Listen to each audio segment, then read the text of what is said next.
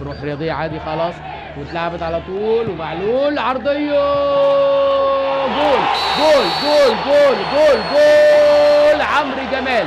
يا ولد يا ولد يا ولد، العرضيات الساحره، وعمرو جمال في الميعاد بيجيب الجول الاول للنادي الاهلي في الدقيقه 35.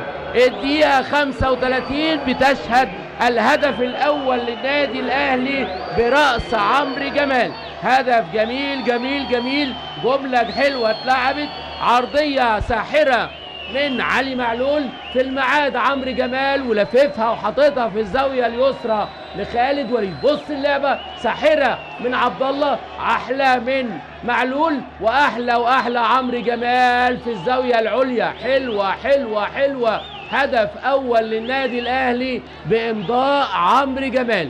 هدف جميل للنادي الاهلي. اللعبه احلى، بقول لحضراتكم عبد الله يتحرك، عملها حلوه لمعلول، عملها عرضيه حلوه وهو بيجري في حركه صعبه جدا على دفاع دجله. انطلق عمرو جمال براسه الخلفيه على طول الناحيه الثانيه جوه الجول اهي براسه الناحيه الثانيه. حلوه، هدف اول للنادي الاهلي. واحد الاهلي.